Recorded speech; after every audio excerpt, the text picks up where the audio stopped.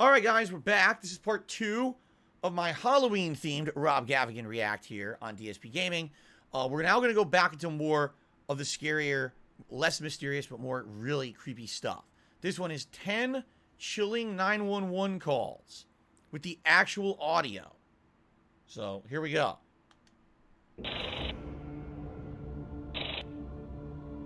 Seems like Twisted Tens is the really scariest stuff that he does, no? Sure seems like it. Okay. Calling the police. Sometimes it helps, and sometimes it doesn't. Yeah, I guess it depends on how quick they can get there and what's going on, right?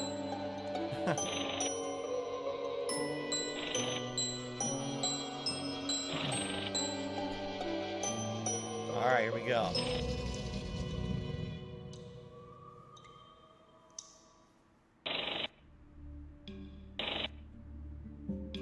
No matter how pleasant the animal may seem, there are always risks to having an exotic pet. Oh no, is this the monkey? Charlotte Nash was a single, hardworking mother from Stamford, Connecticut. She led a fairly normal life, providing for her daughter, Brianna. Charlotte was hired as a dispatcher for a tow truck company belonging to Sandra Harold. Over time, the two bonded and became good friends. During their friendship, Charlotte was introduced to Sandra's pet chimpanzee, I know this story. This is insanely bad. Like, really fucked up. I'm just gonna let it play, but I actually know the story. I didn't hear the 911 call, but I know the story. Travis. As time went on, Travis began to experience unexpected fits of rage and would go out of his way to attack pedestrians in public, despite his owner insisting he did not pose a threat to society. On the evening of February 16, 2009, Charlotte's life would take a turn for the worst when she was called to assist Sandra in calming down the chimp. Being a good friend, Charlotte obliged and drove down to the property. Charlotte cautiously walked towards the chimpanzee. However, before she was even able to react, Travis viciously attacked Charlotte and began mauling her face with his hands. In a panic, Sandra attempted to defend her friend by beating the chimp with a shovel and ultimately stabbing him with a butcher knife.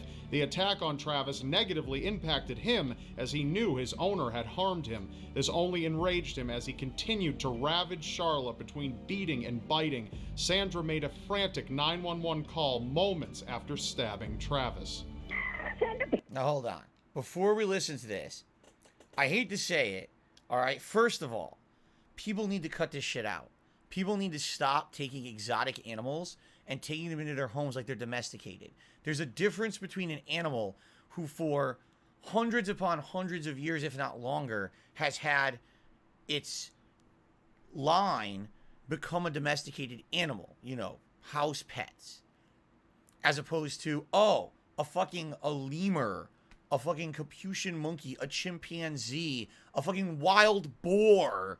You know, they take these things into their homes as if these are domesticated. They are not, all right?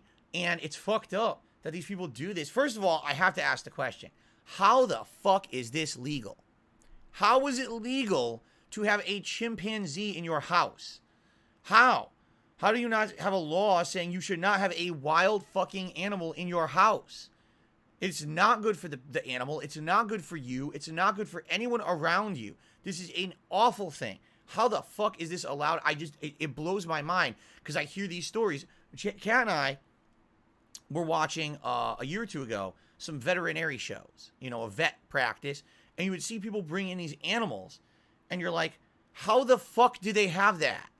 Why do they have this animal that's obviously meant to be living in the jungle, and they have it in their home, and now they're bringing it to a vet, and even the vet says, you know, this animal is rare. Even I don't 100% know how to properly treat it. I'm online trying to research. I'm calling my co-vets all around the country to try to figure this shit out. How does this make any sense? I'm lost as how this is allowed. That's number one. Number two, if you have a exotic animal in your possession, you're the owner, you have to understand something. That is a wild animal, and as much as you love that animal, and as much as you've trained that animal is wild, and at any moment can be taken over by its instincts and go feral. And when it does, you have to be ready to handle that, and you have to be ready to do the thing that needs to be done. If that animal needs to be put down, even as wrong as it is that that animal has to die, if that animal is posing a direct life-threatening threat to humans, you must put down the animal. You have to be ready for that. How does this woman have a fucking chimpanzee in her house with no way to stop it if it goes crazy? None. Never thought that this would be a concern. And how is this allowed? You see what I'm saying? Like, if you're allowed to have an exotic animal, there should be regulations and laws in place. Go to the house. Check out the person. Check out the house. What is your backup plan? Where are you keeping it? How is this safe for society? How does none of this fucking exist? I'm lost at how these accidents happen. You're like, dude, it's a recipe for fucking disaster. It's a chimp.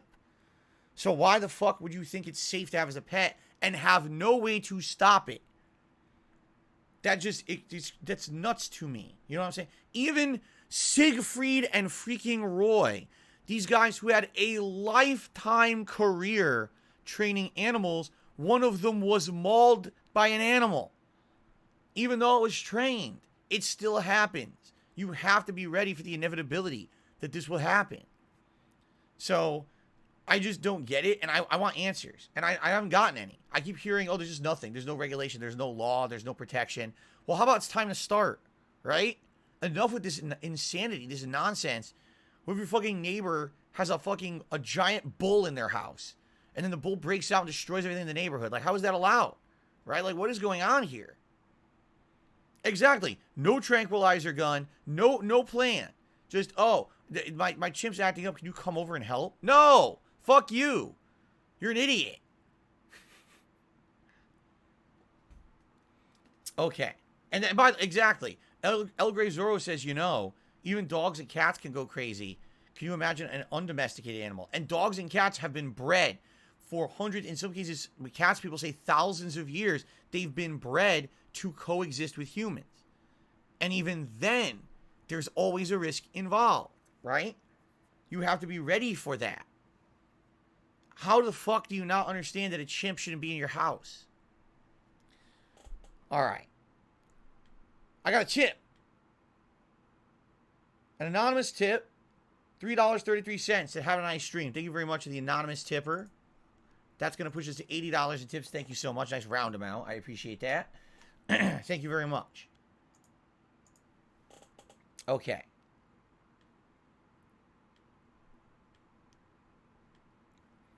Let's continue because this is horrible. We're going to hear the call now. Get ready. What's the problem there?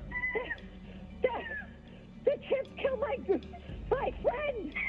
He's killing my friend. Who's killing your friend? Chimp, my chimpanzee. Hurry up, please. There's someone on the way. Upon their arrival, police had no choice but to shoot Travis to death in order to stop the attack. Emergency crews at the scene described her injuries as horrendous. The chimp managed to rip chunks of her hair out of her scalp. While defending herself, Travis tore nearly every finger off her hand, leaving her severely disabled. Lacerations to her face, including her ears, nose, and eyes, had also occurred, resulting in her loss of sight. Charlotte continues to undergo numerous facial reconstructive surgeries since the attack. And in 2012, she received a $4 million settlement with the estate of her friend, Sandra Harold, who passed away in 2010. $4 million settlement.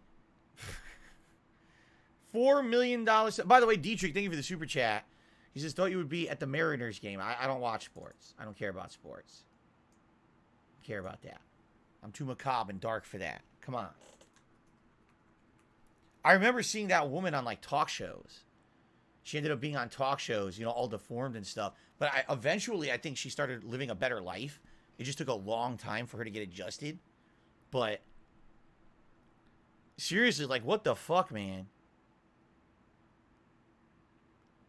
All right, anyway. The innocence of a child taken far too early. It was 1991 when 6-year-old Lisa Floyd made a 911 call to emergency operators, something she was fairly accustomed to doing. Her stepfather was an alcoholic that frequently abused her biological mother, exposing both Lisa and her sibling to violence at an early age. In the following 911 recording, Lisa begs dispatchers to save her mother from the domestic violence that was taking place in their family home. The recording of Lisa has been used in organizations to bring awareness to the abuse that affects millions of children worldwide. My stepdaddy's got the baby now. Lisa, where is he at now? What? Lisa, where? Hello? That was it? Lisa is now a grown woman. She herself fell victim to an abusive relationship in her past, but she was able to get out safely. She is now an advocate for organizations that support children who fall victim to domestic violence. Kuri did a super chat. Says Rob forgot to mention the owner of the chimp human sleeping meds before he lost his mind.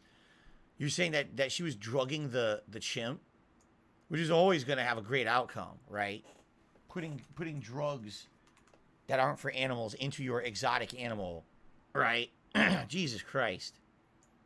That one was actually kind of lame. I couldn't hear the call. I don't even know what happened. All right, let's continue. I don't know. That one's kind of lame. I didn't get it. Being unable to save your family from certain death is a fear that many people share, and for some, unfortunately, that fear becomes a reality. On August 28, 2010, Mark Saylor and his family had plans to attend a family outing. Joined for the ride was his wife Cleo Flastrella Saylor, their daughter Mahala, and brother-in-law Chris Flastrella. Just as they made their way onto the highway, Mark began to lose control of his Lexus as the accelerator was stuck. Unable to control the car, the Lexus sped up to dangerous speeds exceeding 100 miles per hour. Fearing for the family's life, Chris instantly called 911 for help as he sat in the back of the Lexus. The following audio was recorded just moments before their devastating accident. 911 emergency, what are you reporting? Our accelerator's stuck. We're on 125 and we're pray. Oh, shoot. Oh. Okay. Hello? Failing to control the vehicle, Mark struck the owner of a Ford Explorer just before breaking through a fence, catapulting 100 feet through the air and crashing into a riverbed alongside the San Diego freeway. Wow. The owner of the Ford Explorer sustained moderate injuries, and unfortunately, all 4 family members in the Lexus were killed in the accident. So it was a mechanical error. It was a mechanical error where the accelerator stuck. Now, wait a minute. What would you do? I'm just curious because I have no idea. What would you do if your accelerator stuck and your car wouldn't stop? What would you try to do? Would you put it into... Now, hold on. It depends on the car type as well. Like, your accelerator is floored, right? What's the first thing you do? See, for me, the first thing I would think of is you got to shift out of gear. Right? Because if you shift to neutral, wouldn't it stop the acceleration, at least the pedal? Like, it wouldn't matter that it was floored. Is that true or not? You can't remove the key because you're already in. You can't just pull the key out of a car anymore. That doesn't even work. You have to get your car to stop accelerating first. So I'm trying to think, like, the first thing you would do is if it's stuck, immediately put the car into neutral, right? And then see if you can tap the brakes and get the car to start slowing down while you're trying to direct it to not hit something. You could pull the emergency brake, but the emergency brake is very overrated. It's probably not going to do shit. It's probably just going to break. So that's probably nothing. That probably wouldn't help. I'm just trying to think, like, what else could you do? That's the first thing I would think. Oh my God, I can't stop the car. It's out of control. Fuck, put it in neutral right away and then try to start decelerating, tapping the brake and get the car not hitting something until hopefully it slows down, right? That's what I would think, but I don't know how it works. And by the way, what about automatic versus manual transmission? Is it different? I don't know. I've never driven a stick shift. I've only driven automatic, and I don't know how difficult it would be to pull it out of gear depending on the type of car you're driving. Right? Yes, the emergency brake is incredibly overrated. The emergency brake is just meant so that your car doesn't creep on a hill or something. It doesn't stop the car. If you're driving and you pull the emergency brake, your car's not going to stop. You're just going to break your emergency brake. It's not what it's for. It's a fail-safe thing for when you're in park, you see? No, you don't shoot the motor with a gun. What the fuck? Stupid thing. On a manual, you can press the clutch pedal and you're disconnected. You're out of gear. Go to neutral if you have an automatic transmission. Hit the clutch for a stick shift. Okay.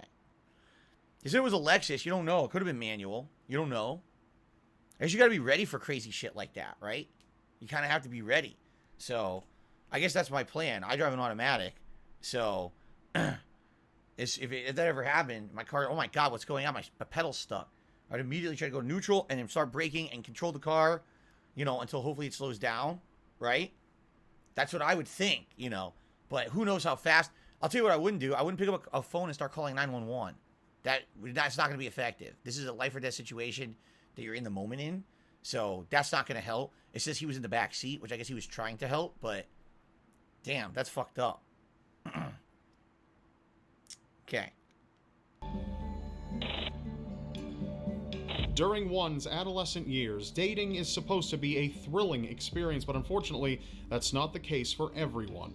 On New Year's Day in 2008, police were called after the bodies of 2 females were found inside of a taxi cab hidden just behind an abandoned hotel parking lot in Irving, Texas. Ugh. The 2 females were identified as 17-year-old Sarah Saeed and 18-year-old Amina Saeed.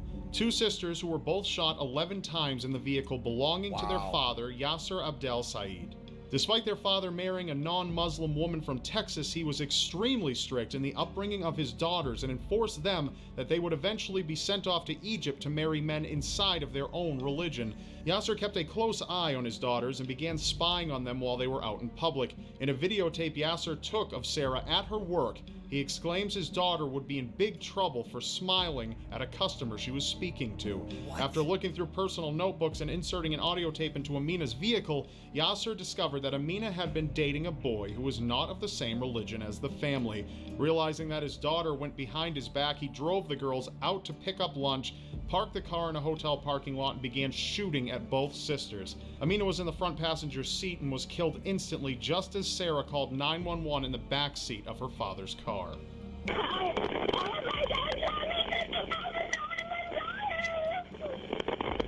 are you still there? All I got is she's telling me she's dying. I'm getting... Both daughters were brutally murdered. The father of Sarah and Amina is still on the loose. The FBI is currently offering up to $100,000 for any information regarding the whereabouts of Yasser Abdel Saeed. If you have any information regarding this case, please contact the FBI's office at 202-324-3000. One moment you're fine, and in the blink of an eye, that can all change. It was July 10th, 2014 when Sharon Budd was in the passenger seat of her family car alongside her daughter Kaylee and husband Randy.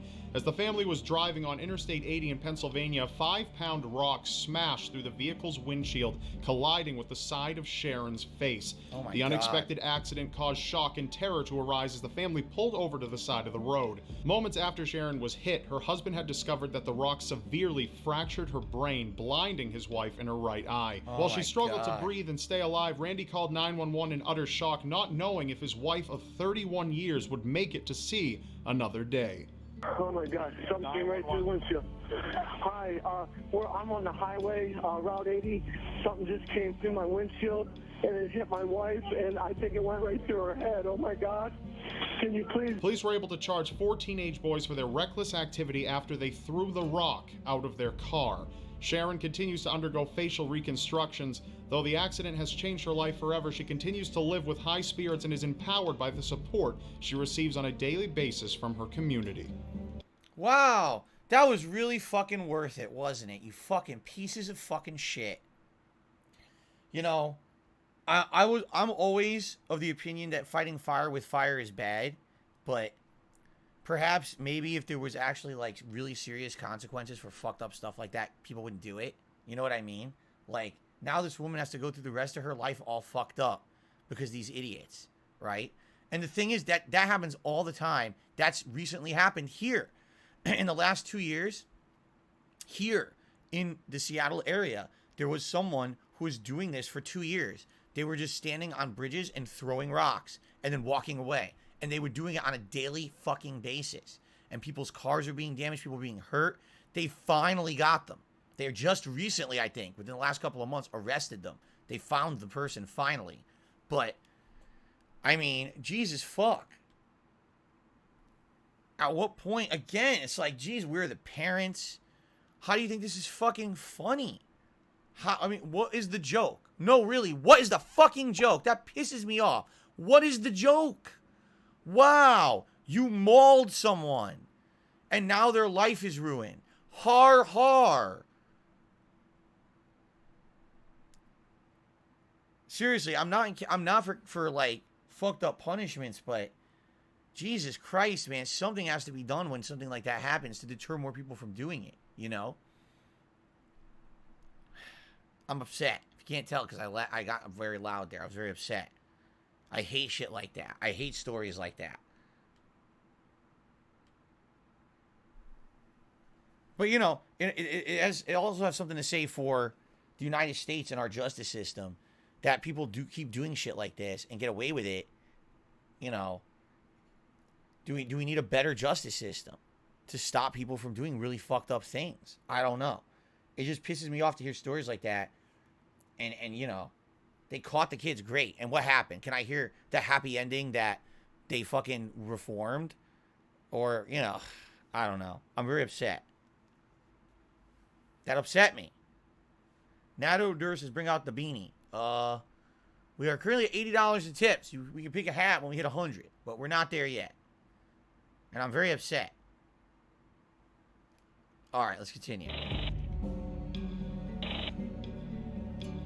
Underneath a seemingly regular boy, there was a darkness just waiting to be unleashed. Jake Evans seemed like a typical 17-year-old boy. Nothing had appeared to be out of the ordinary. He had lived with his parents and sisters in Aledo, Texas. On the evening of October 3rd, 2012, Jake used a .22 caliber to shoot his mother, Jamie, and his younger sister, Mallory, while his father and siblings were out of town.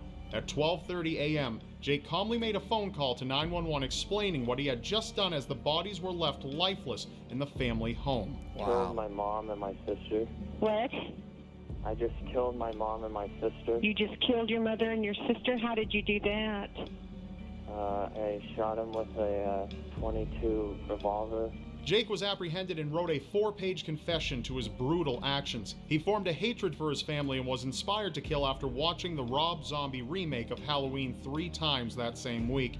He also had the intention to murder his grandparents and his eldest sister, who was currently at the home of his grandparents just across the street. Jake was sentenced to 45 years in prison and will be eligible for parole in 22 years. I don't even know what to say to that one. Like, in this case, they're claiming there was no signs of anything wrong with the kid, right? And there's no signs at all, then I don't know exactly what could be done. Most cases, when I hear stories like that, there's always signs that there's something wrong. You know what I'm saying? Like, there's always some kind of a fucked up sign that the kid has something broken in him, and it goes unheeded. It goes ignored. The parent insists, oh, no, it's my kid. It can't be something wrong with my child. My child is a beautiful child. And no way. You know what I mean? So I find it hard to believe there were absolutely no signs that this kid had something wrong with him. And, of course, you got to ask, where did he get the gun from? You know, was it the family's gun? How did the kid have access to it? Should not have had access to the gun. You know. I don't know. Can't really say much when I don't have more information on that, but I don't know. It's pretty fucked up. Don't talk, just listen. Paul Michael Stefani was an American serial killer that went on to brutally murder 3 women through methods of drowning and stabbing his victims over 60 times with knives, ice picks, and screwdrivers. Jesus. Throughout 1980 to 1982, he began to call 911 operators and express his deep concern after each murder. His breakdowns were recorded on each occasion, and police were eventually able to name him the Weepy Voice Killer. He became known for his line, "Don't talk, just listen," before sobbing uncontrollably to emergency operators. Please don't talk, just listen. I'm sorry I killed that girl. I stabbed her 40 times. Kimberly Compton was the first one. Oh my God. Oh, I don't know what's the matter with me. I'm sick. I'm going to kill myself, I think. On August 21st, 1982, Paul admitted himself to a hospital after one of his final victims had badly injured him. Police were able to trace the serial killer to the calls, and Paul Michael Stefani was sentenced to 40 years in prison and died in 1998 from skin cancer at the age of 53. Yeah, I wonder when they keep doing it, but then they call, was it for attention? Was it because he wanted to be caught? Was he actually really messed up? And couldn't control himself, but he had an urge to confess and be stopped, and that's why he always called the police. It's weird. You were under the influence of a substance is a typical excuse people might use. Michael Anderson called 911 at approximately 4:45 a.m. on February 14, 2011 after confessing to the operator that he had overdosed on cough medication, which caused him to murder and mutilate his roommate, 36-year-old Stephen Starr. What? I took some pills and the pills made me go mad and I murdered my roommate. You murdered your roommate? I shot him 3 times and I used the axe and mutilated his body. Upon arrival, police discovered the victim's body was mutilated beyond recognition, and Michael had carved the word Joker on his victim's left chest and abdomen. Stephen was shot multiple times and was nearly decapitated after his body was chopped with an axe that Michael had owned. Michael Anderson pled guilty to second-degree murder and will spend at least 16 years in a North Carolina Department of Correction for his actions. What really? Cough medication made him do it. I'm not so sure about that one.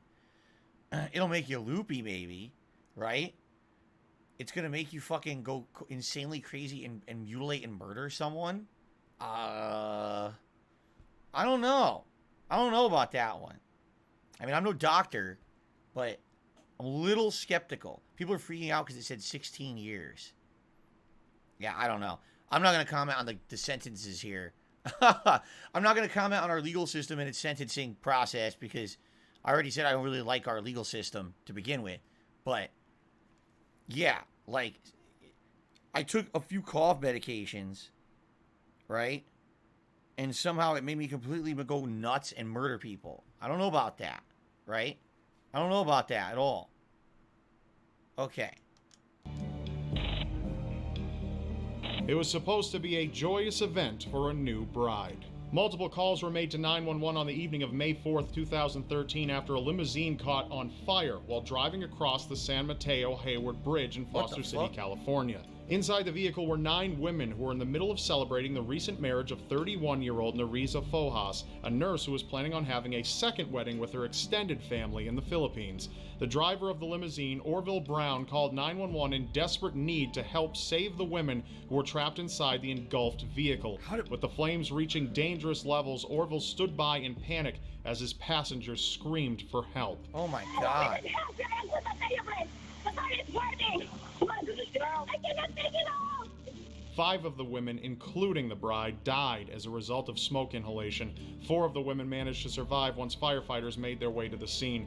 It was later determined that the limo experienced mechanical issues that led to the fire. All deaths associated with the accident were ruled as accidental. The driver was left unharmed, but was fined for having more passengers than permitted. So, that's fucked up because how do you not get out? How could the car not open? If the car lights on fire, all right, how are you not able to get out of the car? Especially a limo. Aren't there a lot of doors on that thing? Maybe I'm wrong. Again, I've never been in a real stretch limo. How are you not able to get out? I'm very confused at that one. You would think it's life or death. There's got to be a way out of this car, right? The doors wouldn't be stuck in lock. What are the chances the car lights on fire, all the locks malfunction, won't open? Right?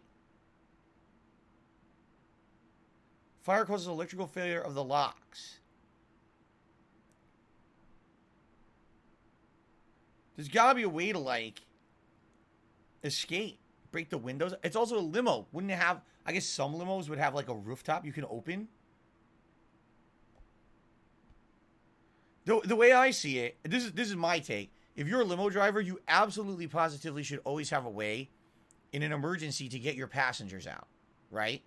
So, even if this is a freak accident, you should have something to smash the window out. They have devices. I used to have one. My mom actually bought me one in the 2000s, saying if you ever get stuck in your car, you could bust your window with this. It's a device that has this metal spike on the end. And you have to smash, windows don't crack anymore. They basically, what do they call it? They break into those little, like, square or rectangular chunks now. I can't remember exactly what it's called. There's a thing that it's called. So you use it, you have to hit it several places, and it weakens the pain and creates the crack, and then you can bust it out.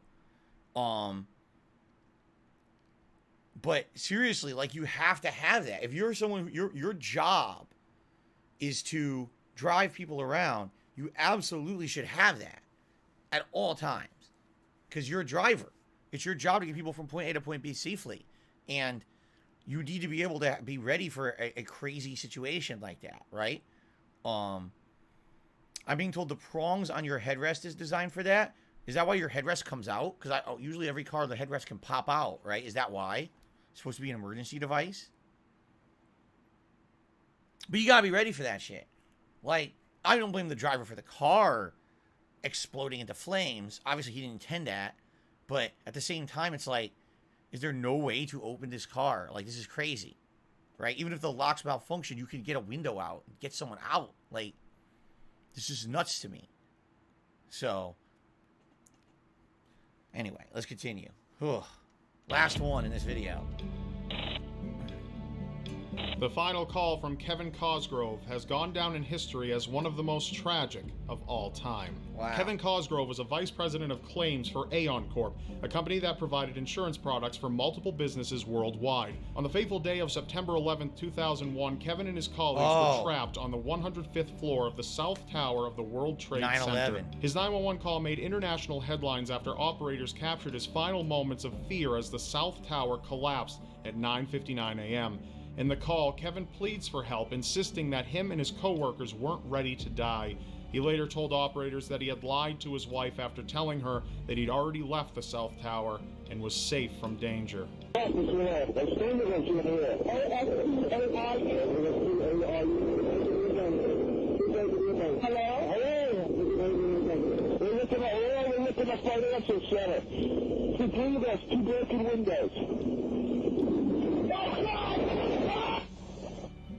After hours of digging through rubble, the remains of Kevin Cosgrove were later discovered. He was given a proper burial on September 22, 2001. He is now memorialized with the thousands of victims at the National 9/11 Memorial in New York City. Kevin left behind a loving wife and 3 young children. Jeez. That's all for now. Remember, while sometimes you can't... Jeez. See, that's where we have to do variety. We can't just do all videos like that. We got to break it up now. We got to do something different, right?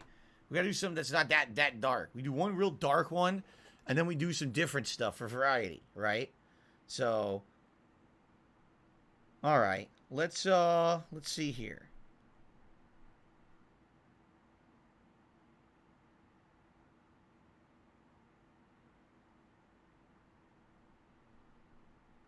We did the unexplained events, but there's more.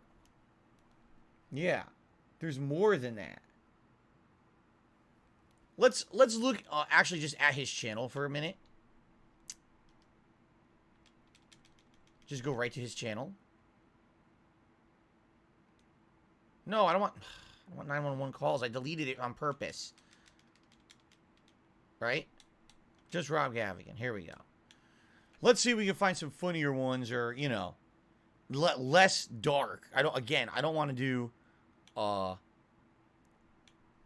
of this. I want to do by the end. Like, I think this is the last video we should do. The top 10 scariest cases ever covered. We absolutely should watch that one. Okay? We got to watch that one. But we got to do that later. I don't want to do that right now. Okay? Let's see here. The 5 worst babysitters? Oh, God. Let's see here.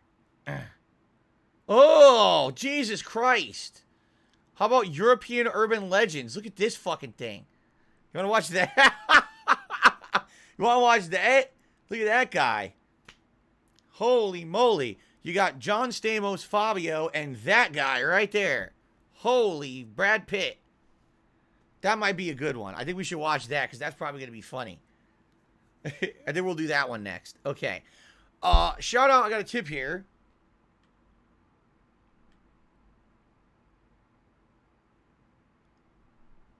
Shit and Sniff did a $1 tip and says, someone did test it. You cannot really break a window with a headrest. Okay. Like I said, if you're a professional driver, I feel you should always have one of those devices that will break a window. Like I said, I had one. It was a spike. They were supposed to strike the window in several places hard, and it would make it crack, and you could bust it out. You should have that if you're a limo driver, in my opinion. So, she has named Shit and Sniff. It's very exciting. Okay. Let's do this one. This will definitely be a little different than that last one. Okay. Europe is a very ancient land, rich with history, Indeed. bloodshed, long-forgotten secrets, and many infamous legends. Some of these legends would grow from superstition into mainstream fiction. There you go, while monsters. Others continue to remain hidden in the shadow of Here's some folklore monsters. and mythology. Today, we discuss Vlad. 5 unsettling European Vlad the legends. Impaler. There he is. Became Count Dracula. Here we go. This will be a good one. This will be a good one for this season. It's Nosferatu. It is the snake. The snake. Here we go. They want to suck the blood and the life from your veins. Here we go. Ooh, a good looking mummy. My mummy. All right, here we go. Unsettling European legends. I'm ready to be unsettled. Strigoi? The fuck is that? Strigoi? We're all familiar with Bram Stoker's Dracula, an infamous character who would forever change how the world saw vampires. However, the real inspiration for this undead antagonist came from a fear that once struck the hearts of Eastern Europeans. Okay. Strigoi are the disturbing spirits of the dead, or undead corpses returning from their resting place, according to Romanian mythology. Romania. Some forms of Strigoi possess more physical and human-like forms. In addition to this, they may also hold supernatural powers, such as the They could also sit on your crotch, apparently. That's pretty brutal. You're going to sleep and fucking monster jumps on your balls or your fucking stomach and you gotta shit. ability to consume the life force of a living organism, take on the appearance of an animal, or become invisible. How dare you? Hure Grando is considered the first recorded account of a Strigoi. According to his legend, 16 years after his death in 1656, Grando would rise from the grave after dusk and frighten the denizens of the village. Father Giorgio, a priest from the village, eventually discovered that Grando would knock on villagers' doors. This was a foreshadowing that the villagers whose doors were knocked upon would die within the following days. What the hell? Furthermore, the priest also learned that Grando would return to his widow and relentlessly torment her. Eventually, the villagers decided that they had had enough, and it was time to take matters into their own hands. So they fucked him up. A group of brave men, led by a villager named Mihu Radetic, went after Grando and attempted to stab him in the heart with a hawthorn stick, but ultimately failed as the stick only bounced off Grando's chest. What? In 1672, during the following attempt, they decided to march to Grando's grave and unearth his coffin. What they found was a perfectly preserved corpse, smiling. Father Giorgio exclaimed a quick prayer, and afterwards they tried to pierce Grando's heart again, but only in vain. In one final desperate attempt, the priest then performed a few exorcism prayers and subsequently sawed off the head of Grando. As soon as the teeth of the saw bit into Grando's neck, fresh blood began to pour out as he shrieked agonizingly. Once his torturous wail subsided, they knew that Grando had died once and for all. Another noteworthy account of a Strigoi is that of a story told in Franz Hartmann's 1909 book, An Authenticated Vampire Story. Nosferatu. According to the story, children of a Right here. village in the Carpathian Mountains began to disappear, and the inhabitants started to suspect that it was an undead count who was still residing in his long-abandoned fortress. The villagers then burned the structure down and killed the Strigoi that had been inhabiting it. There are many other tales of similar entities across Eastern Europe. However, because they transpired so long ago, we will never know the entire truth behind them. Now just hold on a second. I've Oh! got a commercial for you from my beautiful special friends. No, we don't. We don't have a commercial. We're skipping that. Dollar Shave Club. A lot of people do that Dollar Shave Club. It's a very popular sponsor of people who make videos. At least it was years ago. I don't think it's around that often these days. I see Dollar Shave Club in like normal stores now, which is weird. Because it used to be like an online thing. But now I guess they do all kinds of stuff in actual retail stores. So, I don't know. Dollar Shave Club. The funny part is that they're not a dollar, right? It's called Dollar Shave Club, but they're not a dollar. So it's a misnomer, right? Anyway. All right, let's continue. However, a lesser known but equally terrifying mystery resides in the Norwegian lake of Seljorsvatnet. Oh, yeah? According to folklore of the region, a serpent-like creature named Selma lurks below the waters of Lake Seljorsvatnet. The earliest eyewitness accounts date back to the 1700s.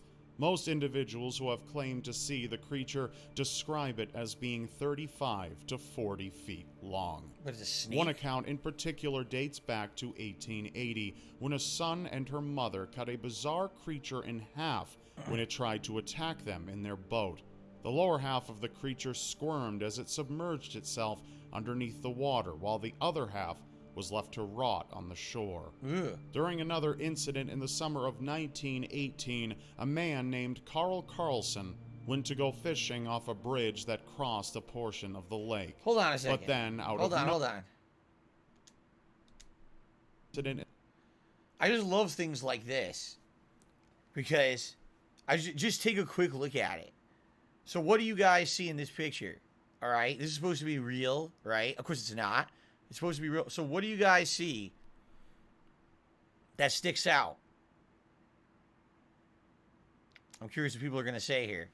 Because you can immediately tell this is a fake. Instantly, you could tell this is a fake.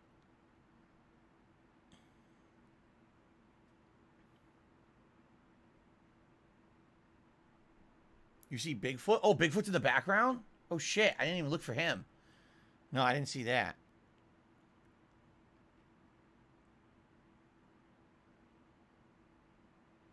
No reflection. It's floating. Some good points. It's very simple, okay? Take a look at around its body. There's absolutely no ripple in the water at all. Anything that's in water creates a ripple, okay? So what this tells me is that it's not moving. It's not really in the water. So it's one of two things. Either it's completely photoshopped in, and that's why the water is so calm, or, as someone said, it's floating. It's a stationary thing created in water that just sits there steady and creates no ripple because it's just there. It's not moving. It's not a real creature. So it could be a styrofoam. It could be, ceramic. It could be something fake made as like a sculpture in the lake to be creepy or to make tourists come take pictures. Or it's just not there at all because it would definitely have ripples. It would absolutely have a ripple of some sort. It does have a reflection. If you take a look down into the neck, and his body does have a reflection there. So it's definitely, I think in that regard, they did their work. But there's absolutely no way that could not have a ripple around it if it were real. So, could it be like a sculpture? Probably a sculpture that sits in the lake and they take pictures with it or something. Okay. In the summer of 1918, a man named Carl Carlson went to go fishing off a bridge that crossed a portion of the lake. Carl Carlson. But then, out of nowhere, he saw a large creature close to the surface of the water approaching the bridge. In a panic, Carlson took off running and left his fishing pole behind. No, my pole! Later, he would describe the creature's head as similar to that of a horse. 2 years later, a man by the name of Ivan decided to go fishing and also caught a startling glimpse of the creature. When he arrived at his fishing spot, he watched as the elusive animal crawled out of the lake. However, once it spotted that a human presence was nearby, the creature immediately retreated back into the water. How does no one ever get a picture of Ivan these fucking described things? the creature as having the head of a crocodile with fin-like limbs. More recently, in 2001, an unnamed father and son were going to the lake to go swimming. However, as they approached the shores, they saw a serpent-like beast lying on the beach. The son accidentally made a noise, and the creature immediately turned its head towards them. The man's description of the animal was very similar to the previous description from eyewitnesses. Some believe the creature is the same species as the Scottish Nessie, while others interpret it as a mythological seahorse. Unfortunately, due to the lack of evidence, it's only up to you to decide Zero evidence, so. whether or not the Selma lake monster is real at all. Zero evidence. Sounds like oh, now the Tatzelworm. Haunting this the one's Alps real. is I know the about odious this. legend of a beast called the Tatzelworm. Tatzelworm. It is described as a cross between a cat and a worm. Oh, of Or course. in other instances, half feline, half snake. One of the first accounts of the Tatzelworm was recorded in 1779. A man named Hans Fuchs was wandering about the countryside when quite unexpectedly, two of the creatures crossed his path. The man was so terrified that he rushed back home and described what had happened before dying from cardiac arrest. It's not certain how the alleged creatures reacted when they saw Fuchs, although due to the severity of his fright, it can easily be interpreted that the strange animals he encountered were hostile. Over a century later, in 1954, a photographer named Bolkin claimed to have caught the mysterious animal on film. Let's see This caused much interest in the creature, and so it was soon decided that an expedition would be led by Bolkin. That's not. However, and not surprisingly, nothing ever came of their hunt for the Tatzelworm. Later, most experts who analyzed Bolkin's film would state that the video was nothing more than a hoax. Even so, eyewitnesses still come forth intermittently. Tatzelworm. Yeah, the Tatzelworm. We love it. We like to... We wrestle with the Tatzelworms all the time. It's a pastime in our country. Anyway. I received a tip. I received a $1 tip. Someone says, no fucking shit. It's not real. Monsters are not real. Duh. Okay, thanks. Very insightful tip. Really nice message. Thanks a lot for the $1. You really added to the stream. You really did. You really brightened all of our days with your insight. Jeez. Jeez. Can you be more of a jerk? Thanks for the tip, though. Okay. The Nukalavi. The Nukalavi. Nukalavi. Nukalavi. The Knuckle of V is a fabled... Oh, excuse me. The Knuckle of V.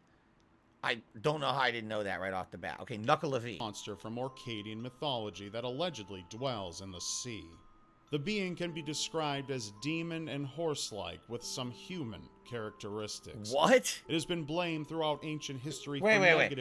It's demon, it's horse-like, it has human characteristics, and it lives in the sea. I feel like someone was playing like Monster Mad Libs, right? Like, okay, so there once was a creature, it's a demon, okay, and it kind of looks like a horse, yes, okay, but it has human-like characteristics, and it lives in the ocean, yes. Oh, very good Mad Lib, right? Like, that doesn't, it sounds so random. It's like the most random attributes put together, okay. Oops. Natural occurrences such as droughts and famines. Although the Knuckle of V's primary dwelling is underneath the ocean, according to some accounts it can come onto land, but is unable to cross any major body of fresh water. Oh, thank God. This is because it cannot tolerate fresh water. The Knuckle of V refuses to come onto land even during rain showers and thunderstorms.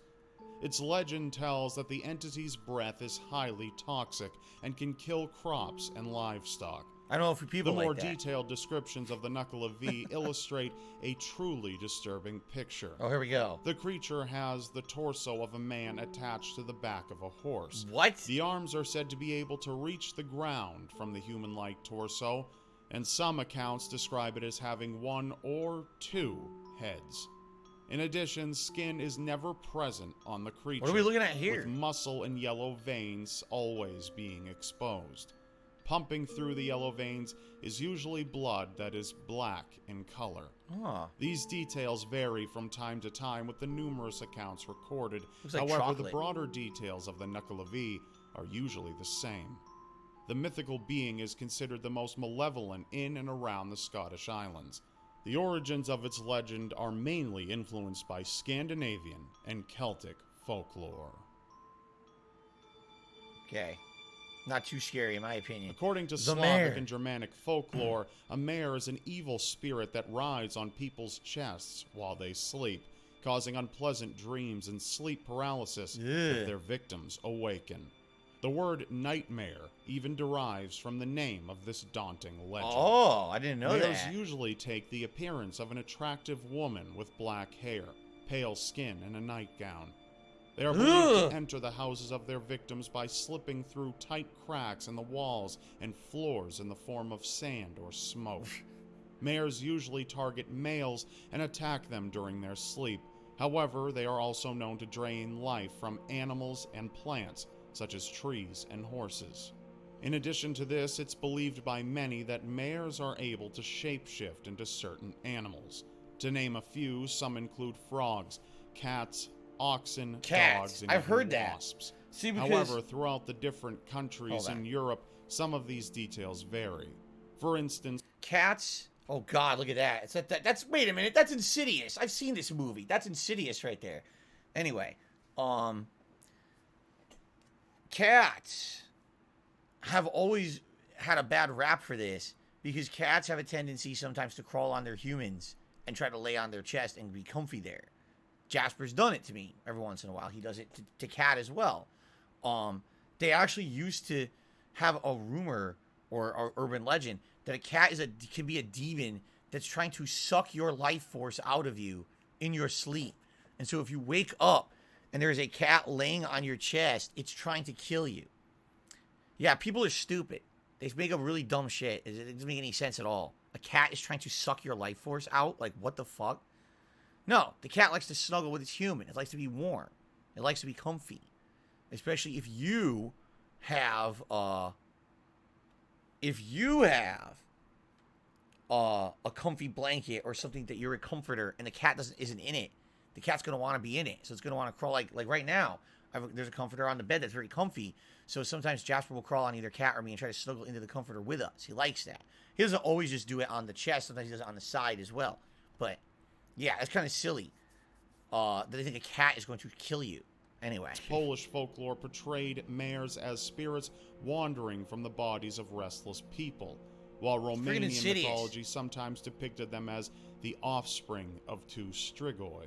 During the age where the belief in these terrible beings was very common, people went to many lengths to ward off mares. Some of these included holding onto a blessed amulet at night, keeping brooms upside down behind doors, and even putting a belt on top of the bed sheets. Luckily, it appears this superstition has in fact died, even if sleep paralysis and terrible nightmares have quite obviously not. Thank you for watching, and be sure to check out And get Dollar Shave Club.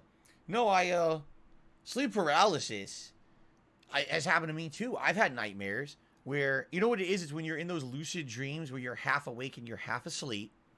So you see the room you're in, but then something very scary happens in that room because it's your dream carrying over into what you're really seeing around you, you know?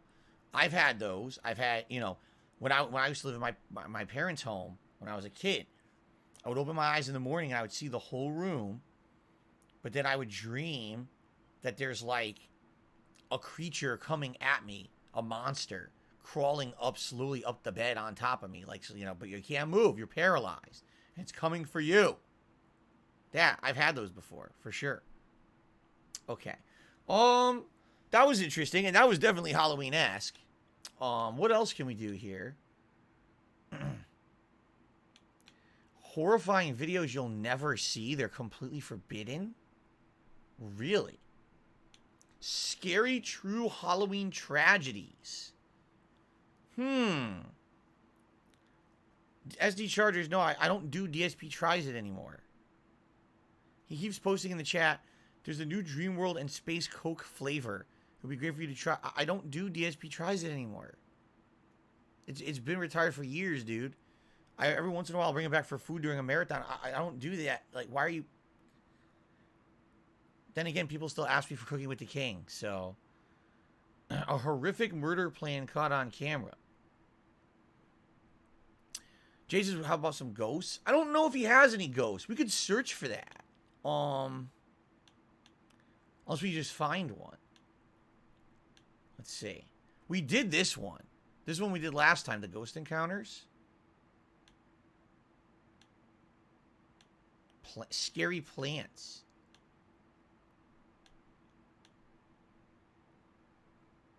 This one he recommended. Unbelievable coincidences that actually happen. He recommended this one. He says this is a really good one. So we might do that one. Oh, look. It's recommending my own channel. How does that work? Should we click on it and see what happens? It's recommending me. I react to myself. Should I click on it? I'm afraid what's going to happen. We might make a fucking portal. I might get sucked into my TV and sucked to a black hole. I don't know if I want to do this. I'm a little scared, actually.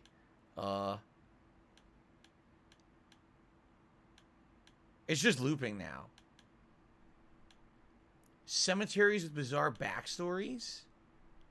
Home Alone experiences.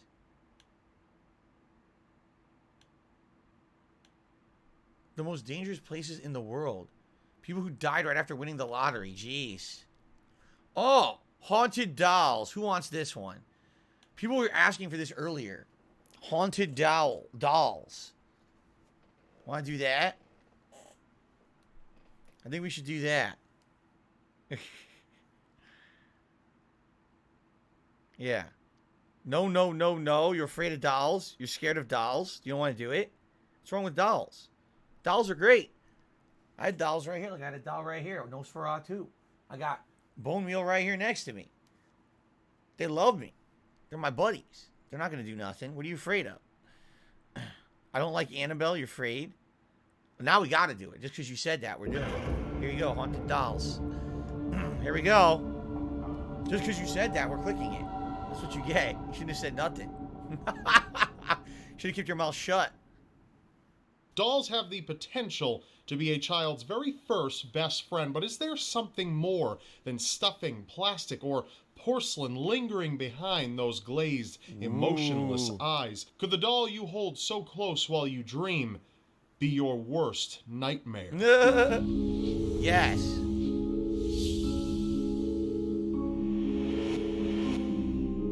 The doll farts while you sleep, right to your face.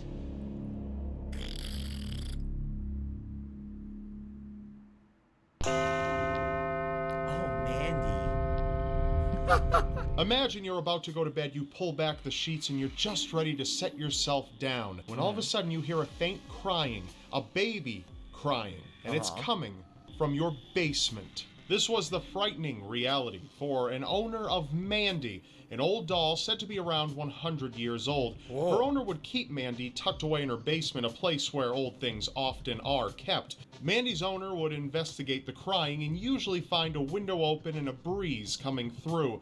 The owner couldn't really explain the crying until she eventually donated Mandy to a museum. Once Mandy was gone, so was the crying. But this posed an interesting situation for the museum that took her in. Employees would immediately take notice of the sudden eerie changes that swept through the workplace. Once Mandy showed up, other things began to go missing. Some coworkers would complain of lunches taken from the refrigerators and stuffed away in drawers. Some would notice that office supplies like pens would go inexplicably missing, along with photographs and other personal items. Okay, this is just a dick. You have a coworker who's a fucking dickhead. He's stealing your lunch and shoving it into a drawer so you get it later, you can't eat it. He's stealing your pens. This is just a disgruntled asshole. This is not the doll doing it. It's some dickhead. Hey, this is pretty easily to figure out here. A number of visitors would comment on the doll's creepy, cracked face. Other visitors might comment on how Mandy's eyes would seem to follow you as you walked by. What? Eventually, Mandy was moved into an area with other dolls. This didn't last very long, however, as Mandy would get jealous. Without explanation, other dolls would be harmed if left alone with Mandy. Mandy is the main attraction at the museum, and she brings a great number of people through every year. But if you'd like to take a picture, you might just find that your camera will malfunction, as Mandy is very picky about her photographers. Mandy continues today to tempt visitors from all over to come and see if they can have a strange experience themselves. Creepy? Sure. Horrifying? Not so much. But we're not done yet. We're just starting. Here we go. We're into the horrifying dolls now. Robert Eugene Otto, simply known by his nickname of Gene, was a very special boy who received a very special gift. Legend has it that voodoo had a very prominent place in Gene's young life. In the early 1900s, Gene was gifted with a doll from a Bahamian servant who, for whatever reason, was displeased with Gene's family. The doll was about the same size as Gene at the time, and even looked a bit like him. Gene became attached right away. The family, unknowing of the darkness that lingered inside the doll, didn't think much of it at first. Hearing a child talk to his or her doll isn't odd in the least. Hearing the doll talk back, however, can be a bit more disconcerting. Yeah, I'd say if you're a doll saying, "Hey, how you doing, Timmy? Yeah, wanna bring me all your parents' money and some booze? Yeah. By the way, I could really use some barbecue around here, you asshole. Give me some fucking food." They thought Gene was simply speaking in a different voice on the doll's behalf. His family soon came to realize that the doll was actually responding to their son. But they weren't the only family that began to feel a bit strange about Gene's new companion. While the family would be out of the house, neighbors often notified them upon their return that Robert the doll could be seen moving from window to window and peeking outside. And as time progressed, so did Robert's activities. Apart from the entire family occasionally witnessing Robert running across hallways or into different rooms, Robert did enjoy getting Gene into a bit of hot water from time to time. He would often make messes or break things. Gene would sometimes scream in the middle of the night, and when his parents rushed to see what was wrong, they'd find his room to be an absolute disaster. Hello, Derek. How are you? So Naga Seidao says maybe it was a very small person disguised as a doll, trolling everyone. I don't know about that. I think you'd probably be able to figure that one out. You know, in some cases, it's probably just the kid. It's probably the kid acting out and blaming it on the doll so he doesn't get in trouble, right? Gene wasted no time in pointing at his beloved companion and exclaiming, "Robert did it." Gene went on to become a prominent artist and always had Robert by his side until he died in 1974. Robert had managed to scare a number of people while the house was being sold to a new family, including a plumber who was working on a toilet when he suddenly heard an eerie giggle, turned around and saw that Robert the doll could move by himself. He promptly fled the house and refused to go back inside. Eventually, a family moved into Gene's old home in 1974, and Robert found a new companion in a little girl. But the family came to suspect something was amiss when the girl would wake up her parents by screaming and claiming that Robert had tried to kill her. Wait. The guy died in 1974. He lived his whole life with this doll. How old was he? They lived with this doll, right? He lived his whole life with the doll. He died. The doll got left behind in the house? What? That doesn't make any sense. Like, obviously, when you sell a home, you're supposed to take everything with you, right? Why was the doll was left behind and they moved in and they didn't think, oh, a weird doll, let's keep it and give it to our child. Nothing could possibly go wrong, right? Nothing. Why would you?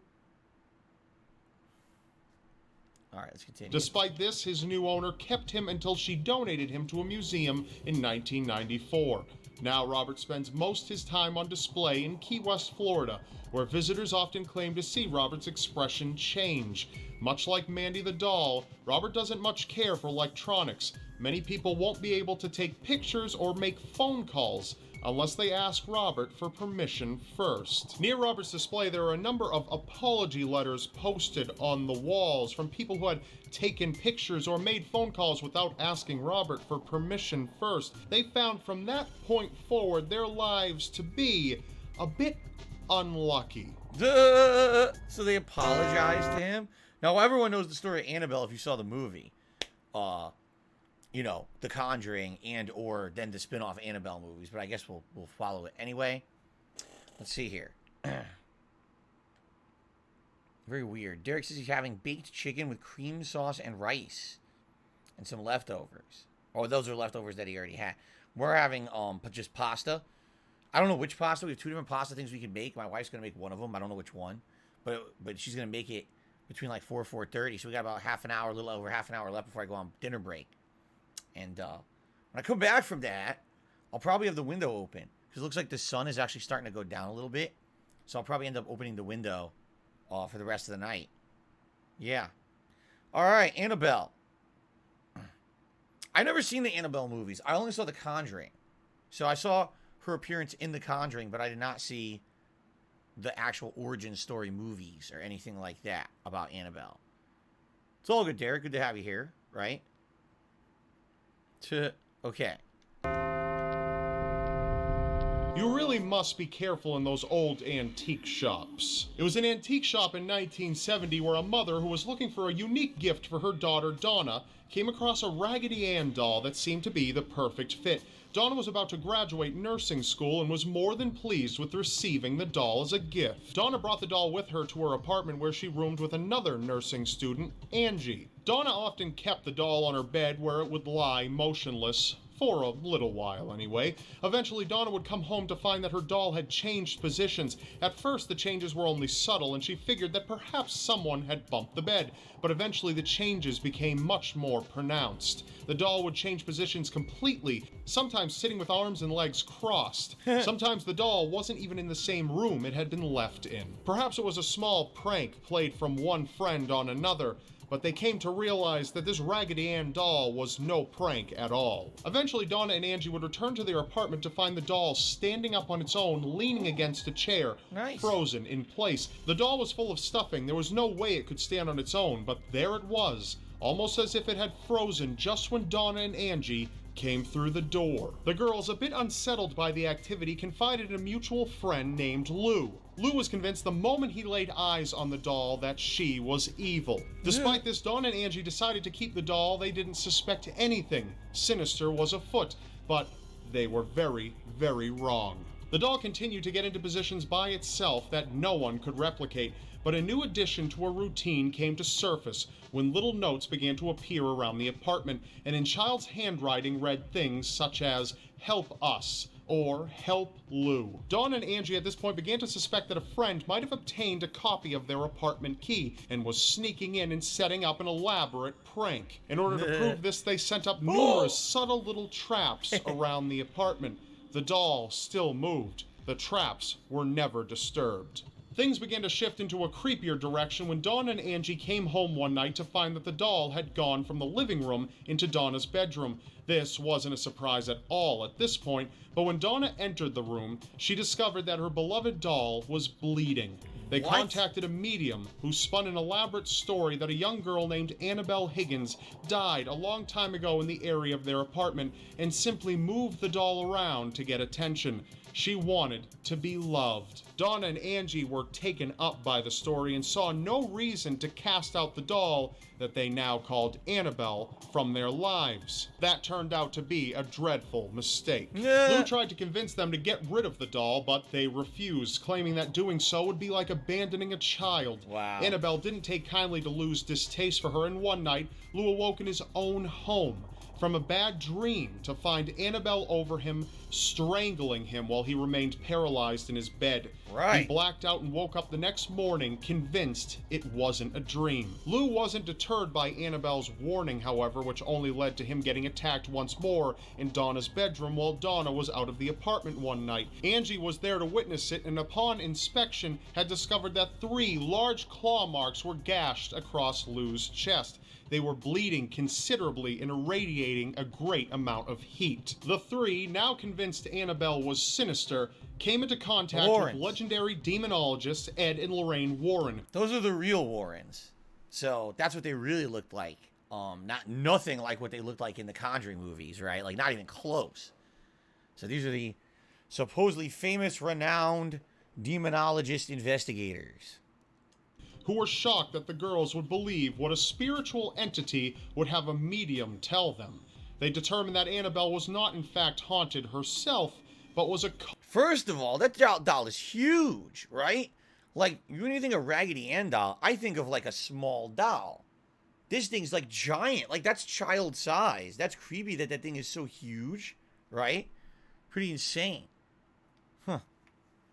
Conduit between Earth and hell. After an exorcism was performed, Ed and Lorraine weren't exactly convinced that the demon that had been playing with Annabelle was gone. They were right. So they decided to take the doll home with them. Even on the drive home, Ed and Lorraine were forced to drive extra cautiously, as Annabelle would cause the car to swerve and stall at the most dangerous times. After more terrifying incidents involving the doll, which is claimed to have even left one person dead, Annabelle remains locked up in the Warrens Museum of the Occult. Ed Warren passed away in 2006, and Lorraine is in her 80s. She claims that though Annabelle has been unable to escape her case, she does occasionally change positions and growl at unwary visitors. So make sure to be careful where you buy your toys from. You never know when your toy might end up playing with you. That's all for now. Remember, you may not believe it, but anything is possible in a world so seriously strange.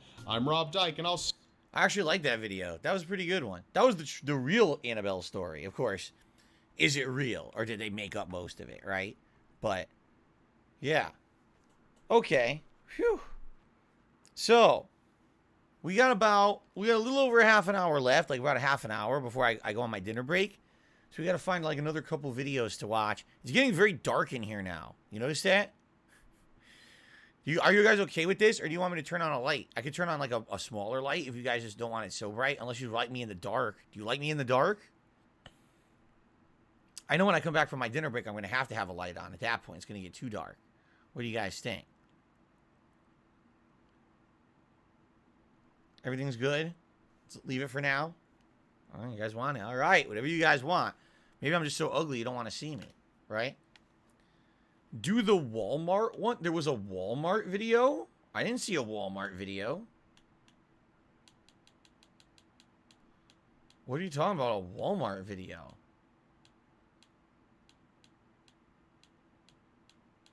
I don't see a Walmart video. I don't know.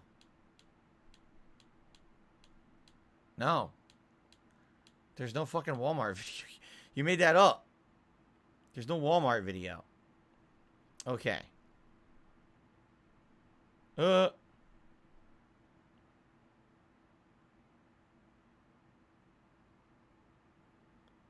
Walmart horror stories?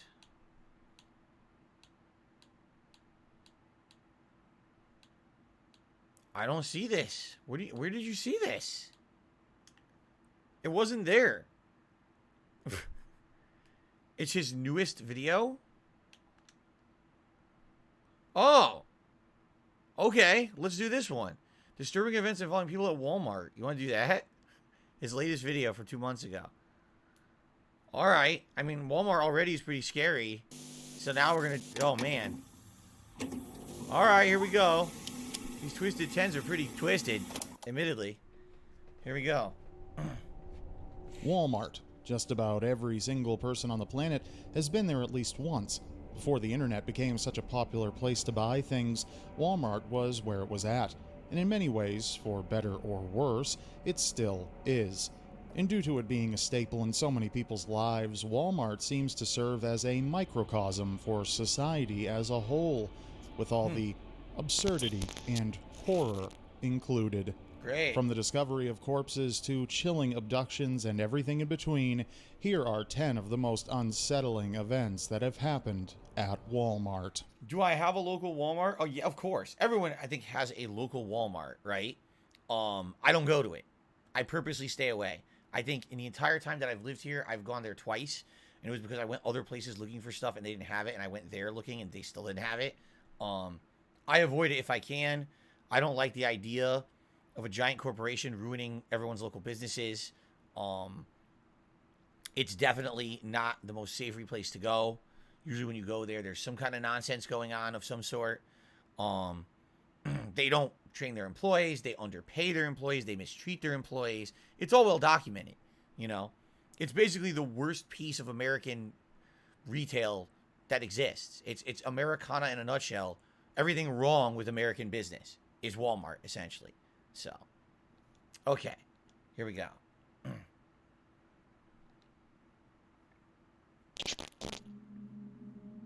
In 2009, an unsuspecting Walmart shopper in Falmouth, Massachusetts perused the aisles for a brand new wallet.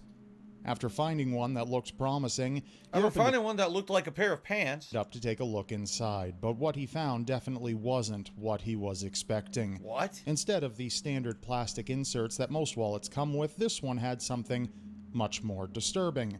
After unzipping one of the small compartments, the man found 10 adult human teeth. What the fuck? One of them even had a filling. The customer alerted employees and gave them the wallet before heading out without leaving his name. Yeah, holy shit. Unfortunately, the teeth contained no blood or gum tissue, and despite their efforts to find the owner of the pearly whites, police were unable to identify them through DNA testing. You may never know how 10 human teeth found their way into the pocket of a never-before-owned wallet, but that's only one of many unanswered questions involving this wonderful, wonderful store. Kicking and screaming.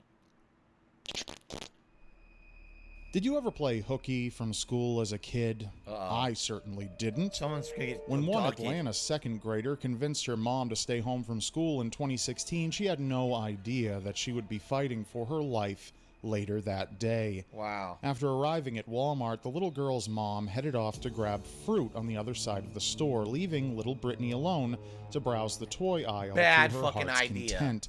But If as she wanted... at any store you're gonna leave your kid alone, the last fucking store on this planet you leave your kid alone in is Walmart. Seriously. Like, I'm not joking now. That is the worst idea ever for any fucking parent. You can't leave your kid alone in a Walmart. That's just insane. down the aisle, a man began to follow her. At first, she thought he was just another shopper. However, when he got too close for comfort, she realized something wasn't right. In a heart-stopping moment caught on security cameras, the man lunged for her. Wow. He put his hand over her mouth to stifle her screams and tried to drag her out of the store. Of course, he couldn't expect what happened next. Rather than give in to the grown man's might, the little girl put up the fight of her life, kicking and screaming until she managed to free herself. Yeah, she slipped The man out. was shocked by the girl's resistance and immediately set her free. Fortunately, the whole ordeal was caught on tape and the man was arrested less than 1 hour later. Thanks to her quick thinking and bravery, this little girl's actions made all the difference between a close call and a tragedy. Unfortunately, though we may like to think that our kids are safe when we're nearby, it only takes a split second for something sinister to happen. Can't. Especially, I mean, that seriously, like, fucking Walmart shopper right there, right? It's like, Jesus Christ. There's people like that who are going to stores looking for that shit. They go every day. Did you ever go to a store? Did you ever work at a store? Because I've worked at retail stores, okay? Where there's people who come into your store every day and they literally never buy anything. They're just there. Don't you think those people are there for a reason? Right? That you can't stop them. They're not shoplifting. They're not buying anything. They're not doing anything wrong. But there's a reason why they're there. You know? A lot of these people, they're fucked in the head. They're trying to do messed up stuff. They've got a plan. You know what I'm saying? And I've worked multiple retail stores where there's people, they're there every day. Like, what the fuck are you doing here? You never buy anything. So why are you here? So that's a perfect case of it right there. You cannot leave your kid alone, man. You just can't. There's no case where you can do that. If you live in a small town, everyone knows each other. It's all local business. You know what I mean? It's a tight-knit community. That's different. You can't go to a fucking Walmart and leave your kid alone under any circumstance. That's just, forget it. Okay. Myrtle Beach, the sparkling waters, the smooth, sandy beaches. Never been there. The severed fingers found inside the local Walmart. Oh!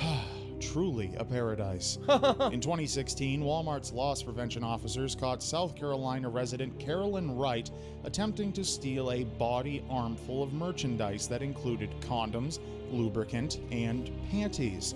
After a swift confrontation with Walmart staff, Wright punched one staff member in the head, pulled out another woman's hair, and bit down so hard on one employee's finger that she took off a piece with her bared teeth. Oh my Wright God! then spat the piece of finger right there onto the floor. Unsurprisingly, she was promptly arrested and sent to prison for the assault. Oh, and the piece of finger? Well, sadly, it wasn't able to be reattached to the employee's hand. Wow. You know, I hate to say it, and here's the problem also with America. Depending on where you live, shoplifting is treated completely differently.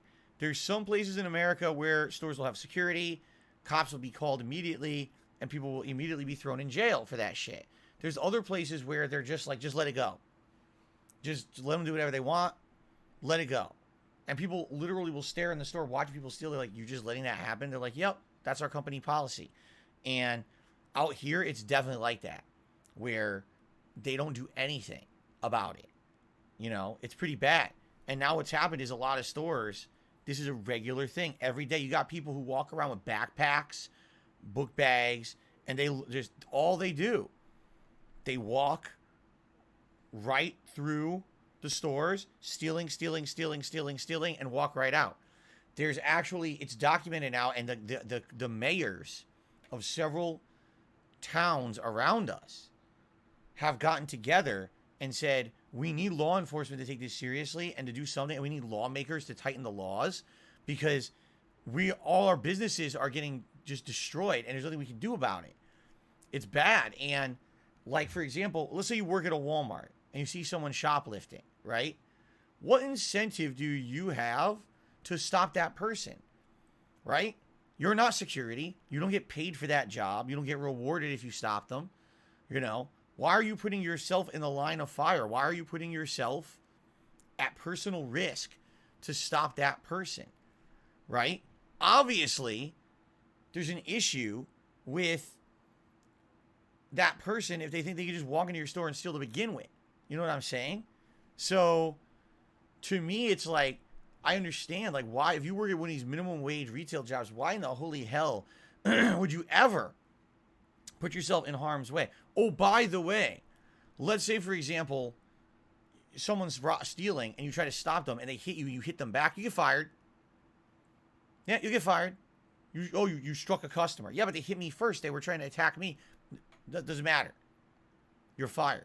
So what I mean, like, everything right now is pretty fucked up in this regard.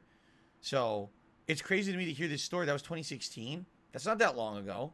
2016, Walmart employees were trying to stop a shoplifter. Really? Why? Were you trying to be employee of the month? They don't care. Why would you get your finger bit off over that? Right? Fuck it. It's a multi-jillion-dollar company. Let them have all their shit stolen because they don't pay for security, because they don't take it seriously. Fuck them. You know? Why? Why would you go crazy over that? Do you own the? Are you Mr. Walmart? Do you own the company? Of course you don't. Right? It's nuts. Okay.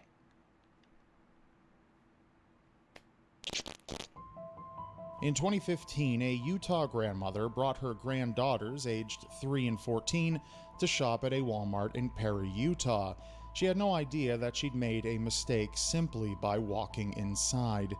As they shopped, they didn't seem to notice a man who had been prowling the aisles of the store for nearly 4 hours. See? No doubt looking for something that wasn't available on Walmart's shelves.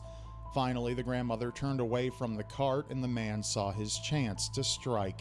The 3-year-old sat helpless in the cart as surveillance cameras captured the man approaching the seated child.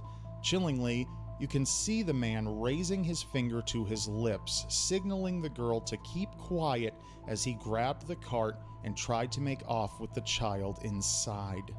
Thankfully, the child's 14-year-old sister caught the man in the act, and the two engaged in a fervent tug of war with the cart before the grandmother finally turned back around.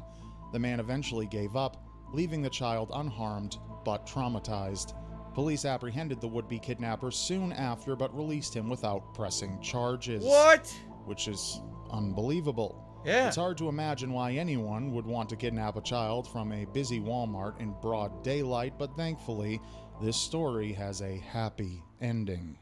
Seriously, like, this is the problem with our fucking justice system. The dude literally just tried to kidnap a 3-year-old on camera. Let him go. Just let him go. It's fine.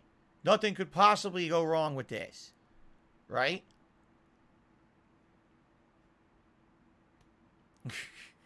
Das Bullshit is here. He says, if you're a security guard and you work in a bad neighborhood, if you get killed, it's more favorable legally and financially for the company than if you injure a person trying to kill you or someone. Right? Exactly. Exactly right. Think how fucked up that is.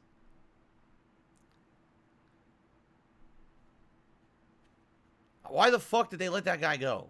I'm just, that upsets me more than the story that he got let go by the police. You fucking idiots.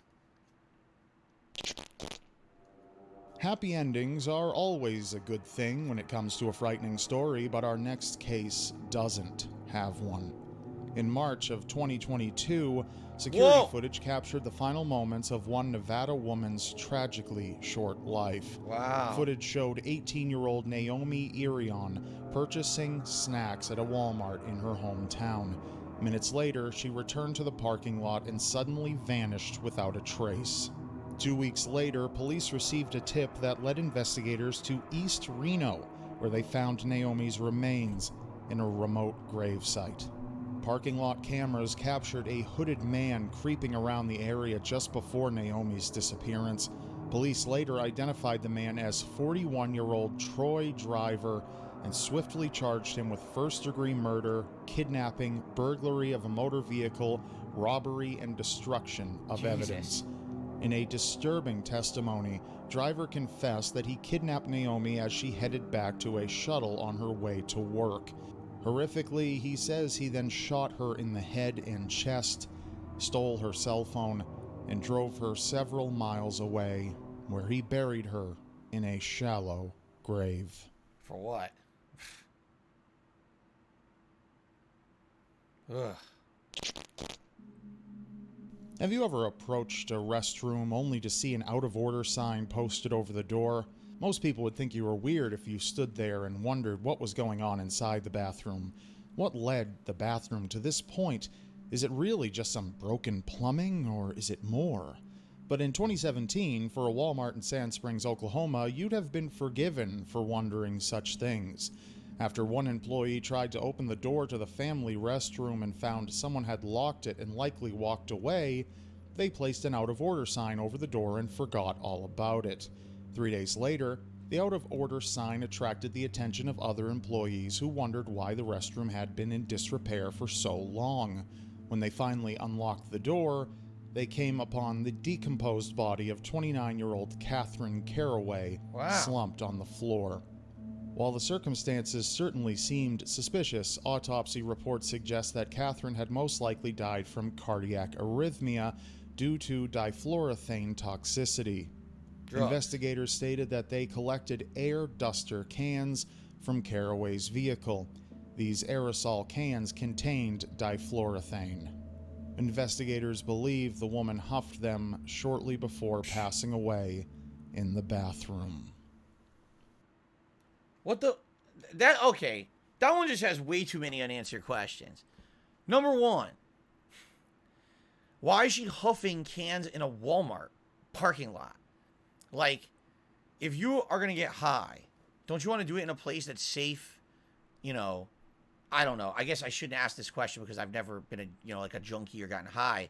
And they do this all the time. They do it in public restrooms and shit. But it's just crazy to me, like, oh, you're going to get high today. Let's do it in a parking lot of a fucking store where you're exposed to everyone around you while you're doing it. So that's number one. All right. Number two, why would you go to the Walmart bathroom after you got high? What is going on in there that's so exciting, right? Number three, if she started having cardiac arrest and, that's why I went to the bathroom. Why? If you're having a heart attack, what in the bathroom is going to save you from your heart attack exactly? Okay? So none of this makes any sense. And then on top of that, some employee saw it and said, well, fuck it, I'm not dealing with this, and locked the door and walked away and kept it locked for 3 days. And someone else unlocked it 3 days later and found the dead body. Like,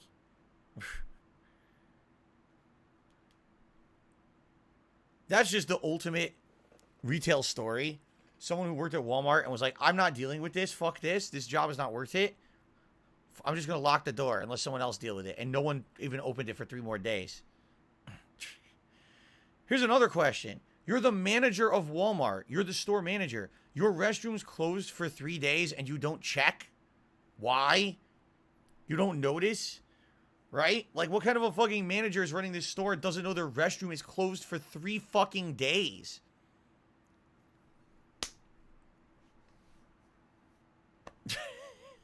Oh my God. This is all right. Let's just keep going, because this is what, just to answer. All you need to do to answer these questions is just say, because it's Walmart. Again, the worst example of American retail. It really is. Okay, let's continue. Wow. If you think 3 days is a long time for a body to go unnoticed, Oh my you may God. find this next story especially shocking. Here we go. In 2015, 22-year-old Lauren Moss was reported missing after leaving a rehab center in Marina, California. Police opened a missing persons case, but turned up no leads. Then, in February of 2016, Walmart employees noticed a silver Jetta with dark tinted windows and a sunshade covering the dashboard. It had been there for so long that they finally decided to peek inside. What they found inside was Lauren's decomposing body. Investigators found a suicide note and drug needle beside Lauren's remains. She likely died shortly after injecting herself with the needle. Investigators rolled cameras back as far as they could, capturing footage as distant as December. The Jetta is parked in the same spot the entire time. Police believe Lauren's car had been parked there with the woman's body inside for 3 months. And no one did shit. Again, because it's Walmart. Oh my God. Breakups are never easy. Feelings are inevitably hurt, and you may find it tough to move on from a lost love. But for one Texas couple, a breakup led to something much worse than a broken heart.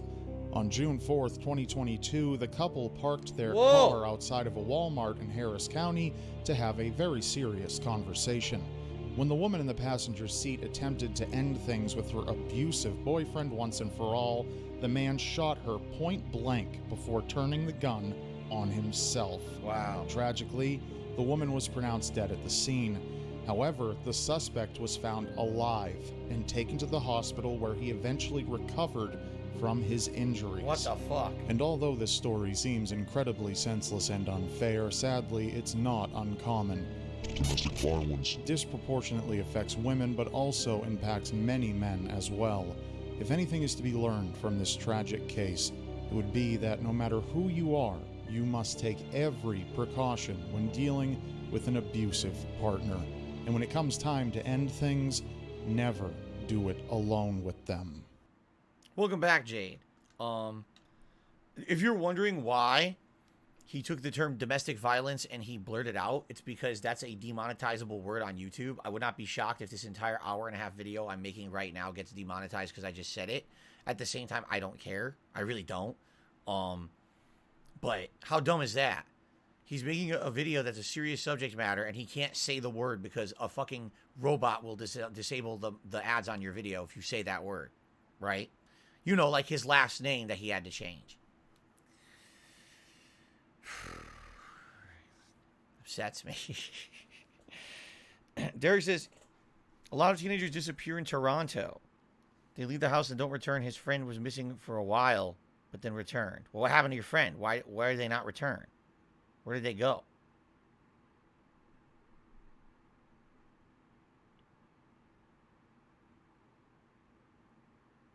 I don't know. Let's continue. A truckload of bodies. This sounds great. A truckload of bodies at Walmart. Okay. What's next? The nukes that we found at Walmart would be next. In 2017, a Walmart in San Antonio made national headlines for all the wrong reasons. It happened on an especially sweltering early summer morning. Employees watched as a suspicious man jumped out of a semi-truck and approached them, desperately asking for water. The employee called the police, and what investigators unearthed next is genuinely blood-curdling. When they opened the back of the man's truck, they found the remains of 8 people. All were deceased from being trapped in the back of the truck with no air ventilation and with blistering temperatures. Late last night, we got a call from a Walmart employee that they were conduct a welfare check in a tractor trailer that was parked in a lot here. He was approached by someone from that truck who was asking for water. Came back with the water, called the police.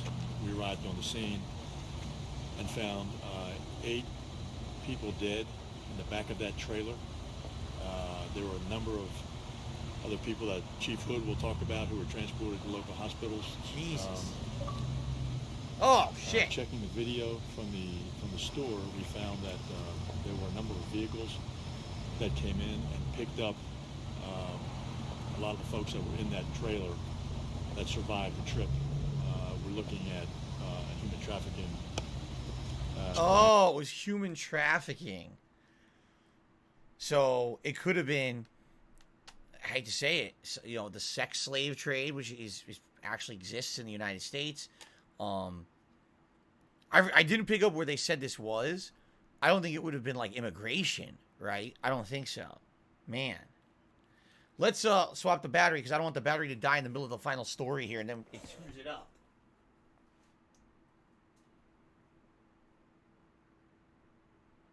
Okay. Upside down. Oops. Okay, there we go. It's pretty messed up. San Antonio? So, oh, it's Texas? It could be then. It absolutely could be then. If it's in Texas, yeah.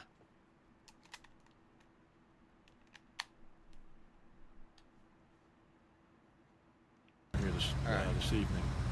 Dozens of other people were found as well, dehydrated and barely clinging to life. Wow. Parking lot camera footage shows a number of vehicles arriving to pick up people from the back of the trailer throughout the day. The driver of the truck was detained and charged with human trafficking. It's believed the driver was selling these victims out of the back of his trailer for hours before anyone finally caught on. Wow. Walmart. Well, here we go. This is the long It's one. This is a always super long wise to be story. cautious of strangers bearing gifts. In 2013, Rain Periwinkle, her daughter Cherish Periwinkle, and Cherish's siblings were inside a Jacksonville dollar store when a stranger approached them. The family wasn't wealthy and had been struggling to pay for items. That's when 41-year-old Donald Smith, pretending to be a simple Good Samaritan, offered to buy clothes for Cherish and her sisters at a nearby Walmart with a gift card he had. In order to gain their trust, Smith said his wife would be meeting them at Walmart, but there was no wife. The mother, who said she was desperate to get new clothes for her children, took Smith up on his offer, believing that her family had been blessed that day. But a nightmare was about to unfurl, the likes of which will probably never be forgotten by any who learn of it.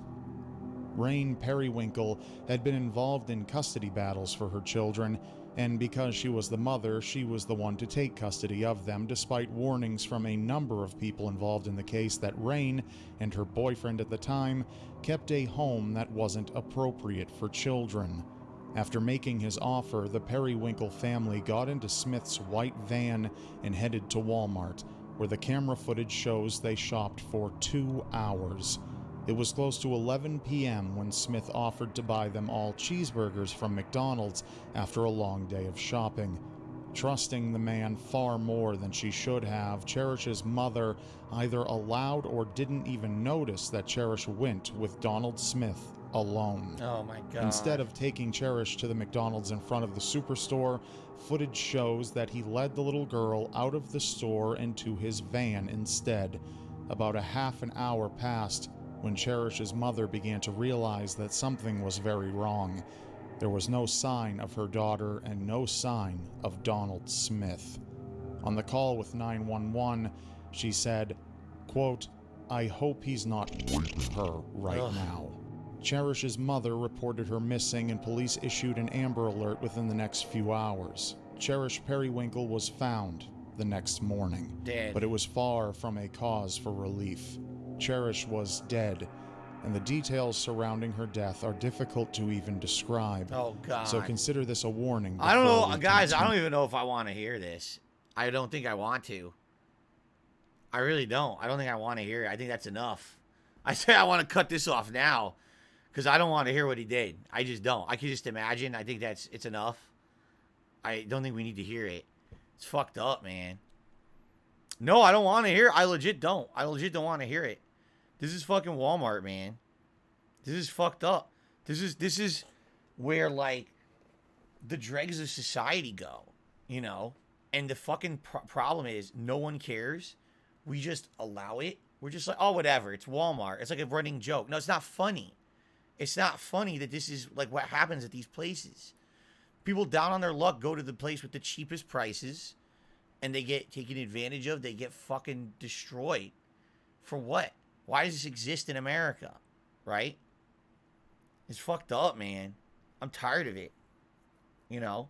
Oh, I'll demonize Walmart all I fucking want. It's terrible. It's a terrible place. You know, everyone I've been to in Connecticut, here on Washington, everyone I've ever went to, it's just, it's insane that place is in business. Insane amounts of crime. You know, again, people who can't afford anything, so they're in there. You know, what kind of people are going to be like that, right? Not people who are good people don't do these things, guys. You know what I'm saying? And I'm not saying this is everyone at Walmart. What I'm saying, when you have a focal point in America, like, this is where people who are down on their luck have to go. There will be people who will prey on that. You know what I'm saying? Predators. You know, and this is just fucking, I don't even want to know what happened to this girl. You know? It's fucked up. I'm just tired of it, that we just put up with it. Oh, yeah. And it's like, oh, it's fine. No responsibility, you know. The Waltons, you know, who own Walmart, oh, they just followed the rules. Oh, yeah. They followed the rules. And then look what happened. They ruined local businesses. They created a cesspool of places in America where people do this fucked up stuff. This is the 10 worst. But every day there's probably, at every Walmart, there's a fucked up story like this. That's not as bad, so it didn't make the 10 worst. You know? Just had it, man. Had it with this fucking stuff. Ugh.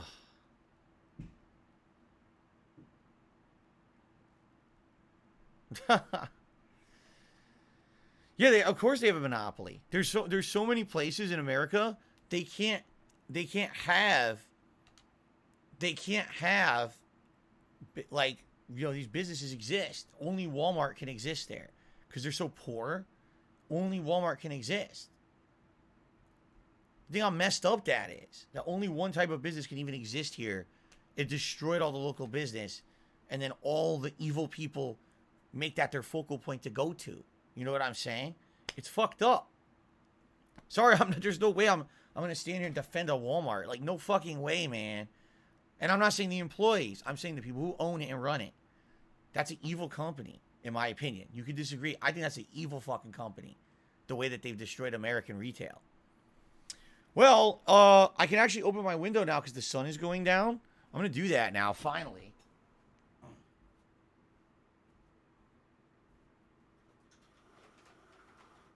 For now, and then we're going to have to turn the light on after.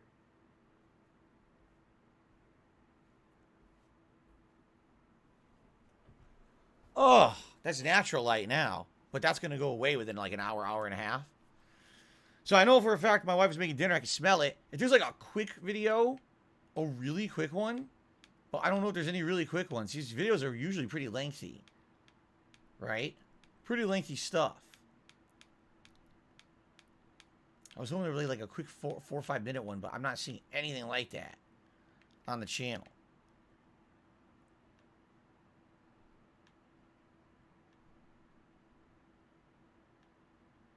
People who should not be alive. Oh. Insane stunt goes wrong. Yeah, it doesn't look too good.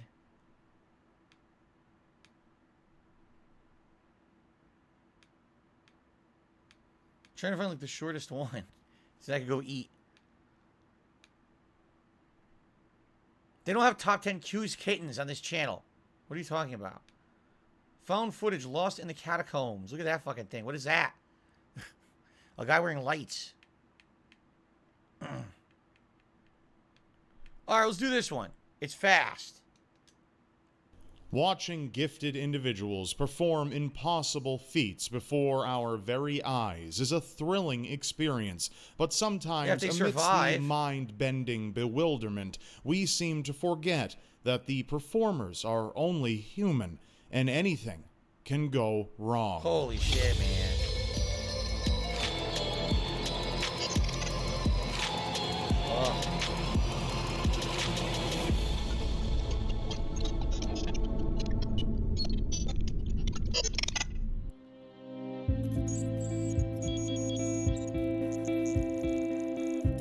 Surendranath Roy was a 49-year-old police officer known for breaking records by using his incredibly strong hair. Oh, I've heard about In 2007, he soared between two buildings by tying his ponytail to a rope. Then, on March 1st of 2011, he broke the record of moving across a zip line by only using his hair, moving a total of 270 feet.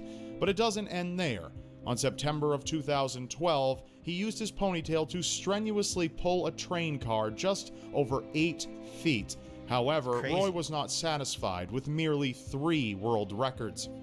On April 20... See, this is, and that's the problem, is like, this guy's crazy. He's a thrill seeker, right? He wants to break records. He wants to be world renowned for doing crazy shit with his hair. That's all well and good. He's got 3 world records. It's like, you gotta wonder if a guy like this would ever be satisfied, or if he was just destined to have a tragic end. Like, was he just going to keep pushing it further and further and further his whole life until something eventually happened, right? Was it destiny? Or like, was this, he was an addict almost, right? An addict to this kind of behavior, right? 8th, 2013, at the Titsa River in West Bengal, India, Roy attempted to break his own record by once again ziplining using only his hair to suspend him.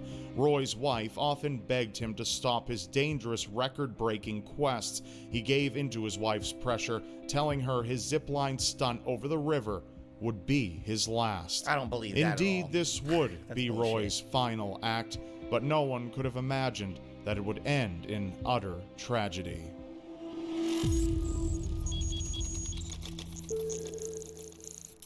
Roy was interviewed by local news outlets only moments before he commenced his perilous undertaking. Sadly, he was completely unaware of the impending disaster and was confident as he talked to reporters. Nearly 1,000 eager people gathered together on the Coronation Bridge to watch Roy move across the zip line 70 feet above the river. Among the gawking multitude was his family, and although the crowd was enthusiastic, some members of his family were quite fearful. Roy fastened his hair onto a pulley and donned a life jacket in case he fell into the river, for his hair was all that kept him from gravity's clutches.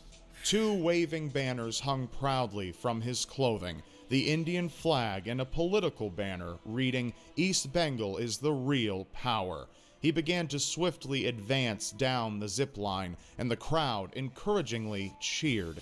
At first, all went according to plan, but after he reached the middle of the zip line, Roy's hair became caught, and he began to struggle violently.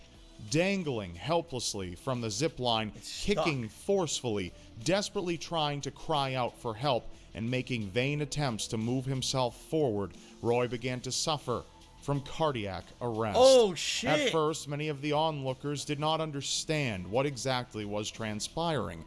However, once the dreadful reality became apparent, the crowd descended into panic.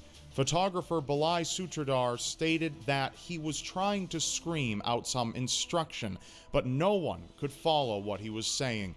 After struggling for 30 minutes, he became still. Sadly, no medical experts were present during Roy's unforeseen heart attack.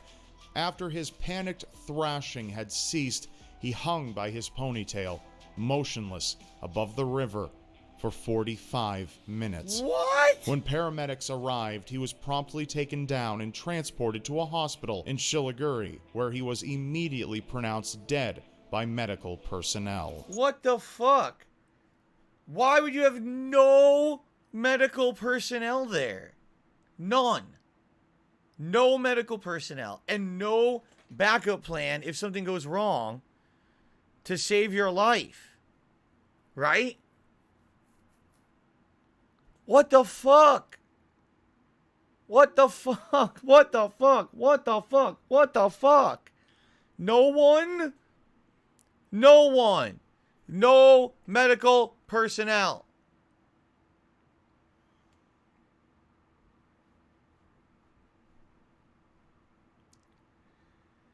I don't know.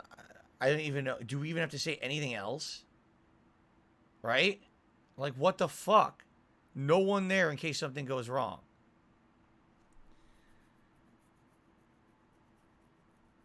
The thing is, if you think about it, okay, if you really think about this, he was fine. He hung there for 30 minutes, had a heart attack, and hung there for another 45 minutes. His hair was strong enough to support him. He wasn't going to fall. So the fear of dying caused him to die. He literally died of fear. That's fucking crazy. Right?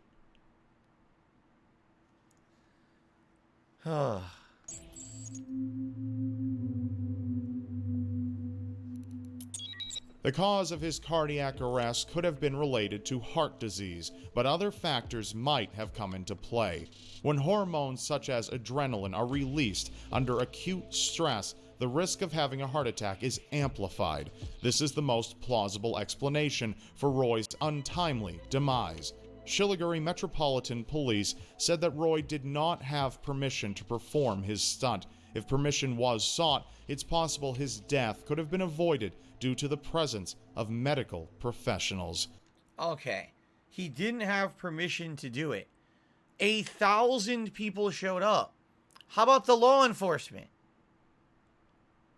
Sorry, you don't have permission to do this because it's not safe. You can't do it now. Come back when you have permission and you have medical professionals here. Why was there no intervention? Just let him do whatever he wants, even though he has no permission. So, Roy's final stunt, as promised to his wife, was his irreversibly last stunt, leaving his family devastated. His brother told the press that, "We were proud of his bravery. He was sure to win, but destiny has taken his life and the most beloved member of our family as well." That's all for now. Wow. YouTube has been targeting... Wow. You're going to say YouTube has been targeting my videos. Watch. All right, well. Crazy, huh?